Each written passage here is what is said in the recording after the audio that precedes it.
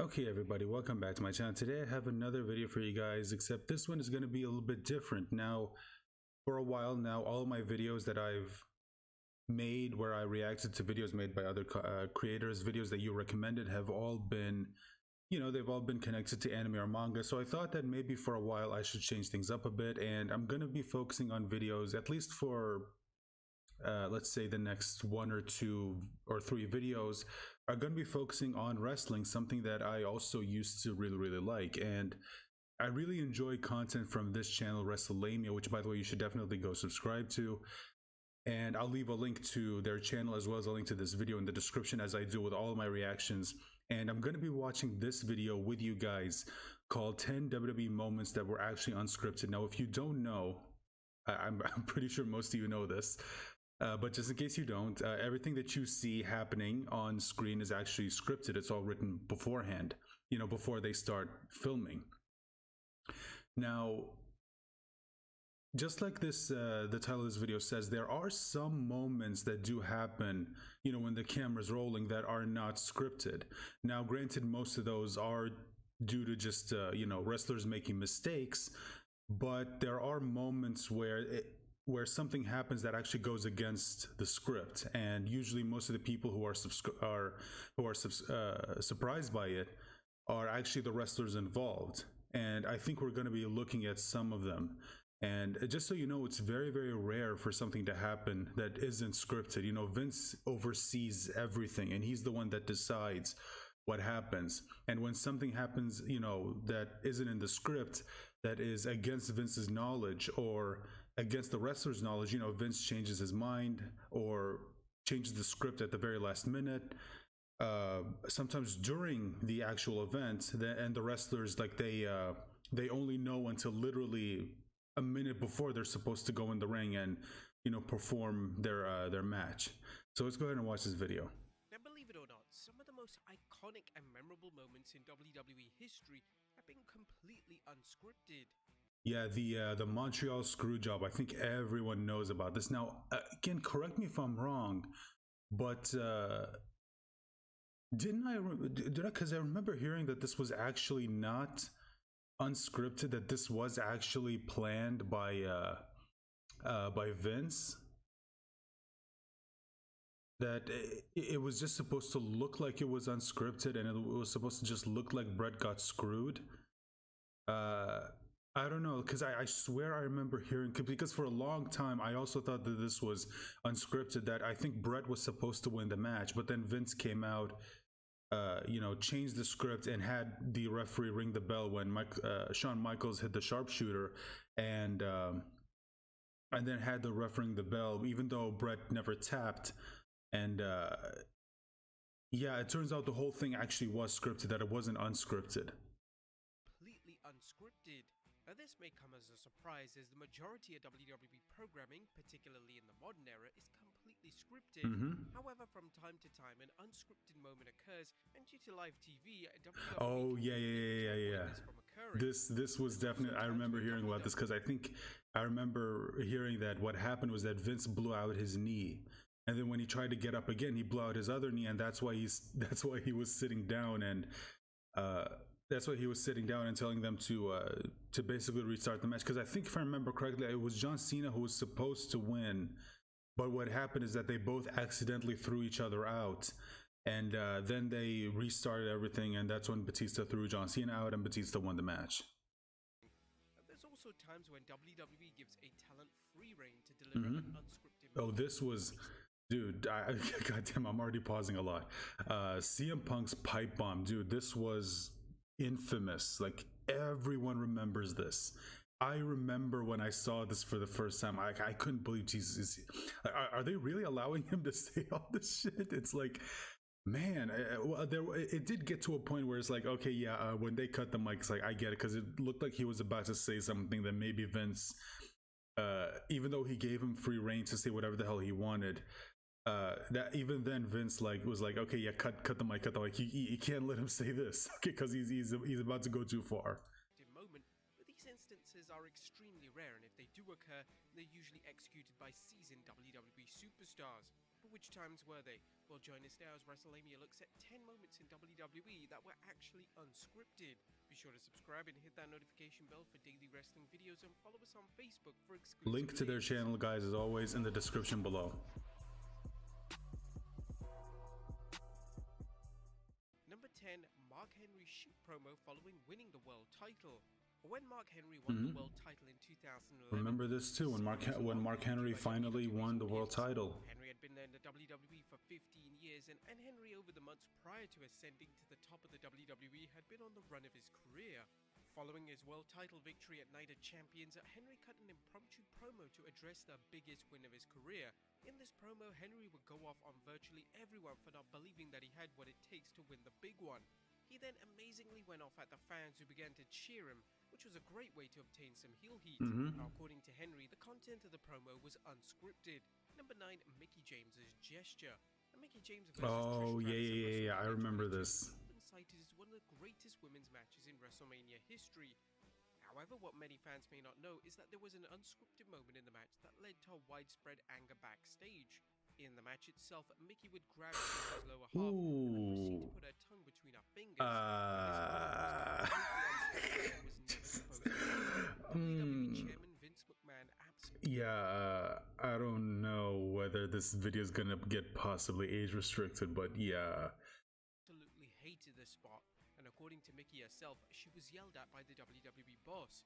The spot would be edited out of the DVD release of the pay-per-view, and the only people who got to witness the spot were those in attendance and watching live. Well, Number 8, we saw it too just now, because look, that may have been true back then, but now, you know, with sites like YouTube, it's very easy for someone to find it and just post the clip online. So yeah, now pretty much anyone can see it. Brock Lesnar punches John Cena in the mouth, busting him open. Now, the Brock Yeah, I Lesnar remember this too when he first came back. wasn't the same Lesnar that left the WWE back in 2004. Lesnar was now one of the most legitimate fighters in the world, and it took some time for him to get adjusted to pro wrestling. This was the case when WWE booked a pull-apart brawl between Lesnar and John Cena on Raw. Now, this brawl was I remember all of this. Cena at Extreme Rules, but it left the fans questioning if Lesnar realized that he wasn't actually supposed to hurt his opponent. In the brawl, Lesnar punched Cena so hard that blood was pouring from his mouth. Number 7, the Snake. Well, I mean, here's the thing. I kind of get it, because look, I mean, when you're away from the ring for a while, you do tend to forget how things actually work, especially if you're used to being in a ring where people are actually hitting each other for real. You know, like they're throwing actual punches, kicks to legitimately cause damage to you. I can understand why the second you step into a ring where you're supposed to control yourself so that it looks like you're hitting your opponent, but you're not actually hitting your opponent. You know, someone who's kind of out of practice would make that mistake, and I can kind of get it. But at the same time, I would get how someone might not be happy about that. I'm guessing Vince probably wasn't all that happy about it backstage. Snake won't let go. And one of the most well-known and terrifying moments in WWE history took place on November 23rd, 1991 edition of Superstars of Wrestling. This edition of Superstars featured Jake the Snake Roberts allowing his snake to bite Macho Man Randy Savage. Now, the snake had been devenomized, but nevertheless, it was still brutal to witness. Again, The spot involved Savage being tangled in the ropes, and then Jake would allow his snake to bite Savage on the arm. Now, the unscripted part comes in relation to the snake itself, as the snake simply wouldn't let go. The snake had its fangs buried into Savage's skin, and there was no way that the snake was letting go. Eventually, Jake was able to let the snake let go. Number 6, Stone Cold and Bret Hart go off script to create one of the most memorable visuals in WWE history. Stone Cold's arrival as the new face of the WWE truly started at WrestleMania 13. In one of the most famous matches of all time, Austin faced off against Bret Hart in the highly regarded submission match. This match is considered to not just be the match that made Austin, but it's also known as one of the most acclaimed matches to ever take place in WWE. The most iconic moment in the match involved Austin screaming in anger whilst locked in the trademark sharpshooter. Austin had blood oozing from his forehead and would end up passing out due to the pain. Now, during this time in '97, WWE had an outright ban on blood in matches. Therefore, when Bret came up with the idea for the match finish to be revolved around blood, Bret knew that he and Austin had to go off script. During an appearance on Edge and Christian's podcast, the WWE Hall of Famer revealed, I remember I said, you don't want to take any chances at WrestleMania. trust me, let me do it. And I remember he trusted me, which is I learned the first thing I learned in the business, to never let anybody do that to you. And Steve totally trusted me. I said, I just trust me because I'll do it right. And I remember there was could be a lot of heat. I mean, I could have been just as much trouble as Steve at that time. They had no blood policy for a while, and the toy companies and everybody were on Vince's ass, and no blood. And I go, well, let's just pretend it was an accident. What are they going to do? Vince McMahon was furious with both men, but as planned, Bret and Austin pretended it was a simple accident. Yeah, that's the thing, is like Vince does not, like, he's made it clear, like, he does not like it when wrestlers go off script. Purposely draw blood in the match, and as a result, they avoided any penalty or punishment being issued by the chairman. Number 5, Randy Orton celebrates after hitting an RKO on Mark Henry. Now, Randy Orton's character has always been very serious, and he's never really deviated away from it. However, in 2011, Orton showed his new side to his character after dropping Mark Henry with an RKO on SmackDown. Orton was so satisfied with the RKO that he delivered on Henry that the former WWE champion decided to jump in the air and oh yeah, I remember this too. It was amazing to witness, and Christian, who was the one in the ring with Orton, looked absolutely bewildered at what he just did. Number 4, Kevin Owens wins the US title. Now, on paper, Kevin Owens and AJ Styles should have had tremendous matches together, but this simply wasn't the case when the two feuded over the US title in 2017. For whatever reason, they simply didn't click, and their match at the Battleground pay-per-view is a great example of this. The match was rather sloppy in place, and the match finish was completely unscripted. AJ would apply a crossface to Owens, and this is when Owens would roll through in a spot which was supposed to simply act as a basic transitional spot.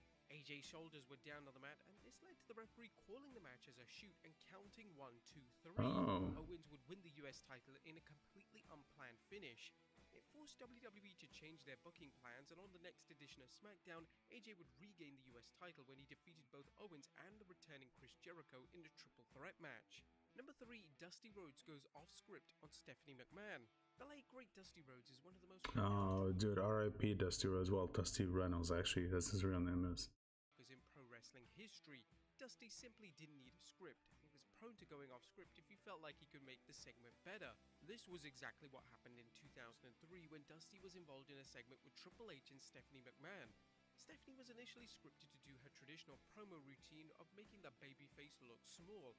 Dusty didn't want any part of this, so he decided to put his hand in her face to stop Stephanie from saying anything. This absolutely enraged Stephanie, who furiously smacked the legendary superstar's hand away. According to Dave Meltzer, at the time, Stephanie had zero idea that Dusty was going to do the hand gesture. After that, WWE would be reluctant to give Dusty any mic time just in case he went off script again. Oh, come on. WrestleMania 35's main event.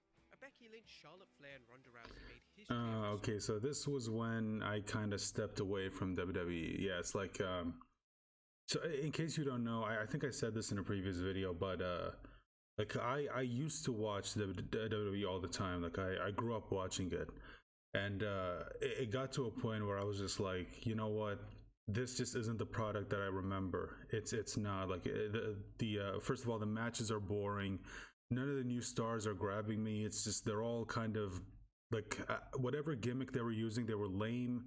It just wasn't interesting at all. And then the whole pushing of Roman Reigns was just it got to a point where it was like I just couldn't fucking take it anymore. So I just gave up. And this WrestleMania 35 is I don't even remember which year it was, and I honestly don't care. I don't even know what WrestleMania we're up to at this point.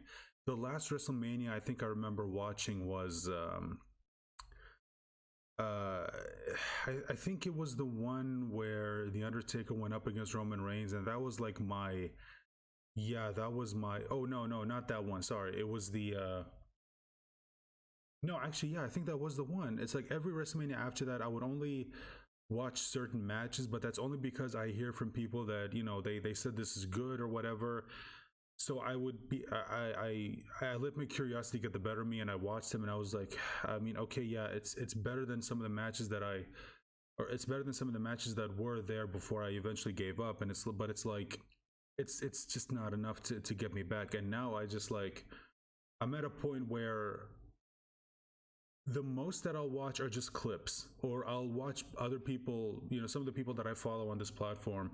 You know, they cover wrestling, they talk about it. I'll watch their videos, but that's it. Like I think the days of me, you know, staying up to watch pay-per-views, staying up to watch Raw, SmackDown. Like, those days are over. I think I'm checked out. I don't care, even if it's good. I hear so many people saying the Roman Reigns thing is good. It's like, I looked into it. It's just not interesting to me, especially his matches. Like, dude, Roman Reigns' matches are like, they haven't changed. Like, they really haven't changed. The story around it may have changed, but his performance in the ring is the same as it's always been. It hasn't changed a bit. So to me, it's still boring. It hasn't improved in the least. I'm sorry. It's just, yeah. So this was just this must have been during that time where I gave up. Sorry, I didn't mean to go on that tangent, but once I started, I just couldn't stop. WrestleMania 35, when they became the first women to main event WrestleMania.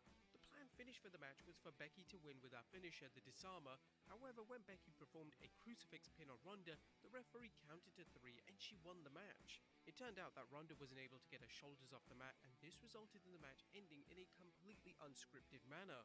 And number 1, party's over, Grandpa. Yeah, that happens. I told you, like I said, sometimes the unscripted moments happen because of just error.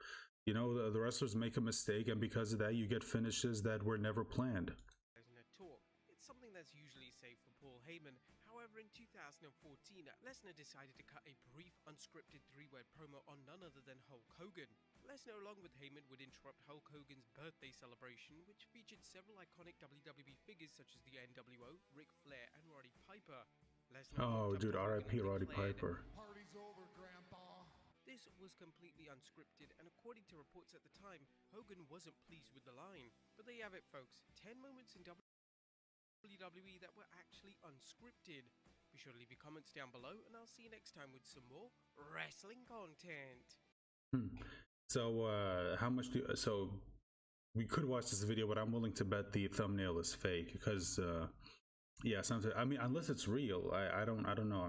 We'll find out by watching the video, I guess. But yeah, there you go, guys. That's the video. Let me know your thoughts in the comment section down below. Are you keeping up with wrestling, or like me, did you kind of check out and you're at a point where the most you'll watch are just clips on YouTube, and that's it, and you'll watch other people on this website who make videos talking about wrestling, and that's pretty much it? Like, you won't actually watch the pay-per-views or Raw, SmackDown, all those things. Like, those days are done. Or are you 100% checked out? Like, you don't even watch clips or watch other videos talking about it. You're just completely checked out of it. You don't care anymore, and you've just moved on. Let me know your thoughts in the comment section down below. Also, on everything that we saw on this video, let me know all that in the comment section down below as well. Check out the description for links to the video as well as the channel, so you can definitely go or you should definitely go and subscribe, not just to WrestleMania, but any content creator we watch here. Go subscribe to them, go support them for making this content. Anyway, guys, that's going to be the video. I hope you enjoyed it, and bye for now.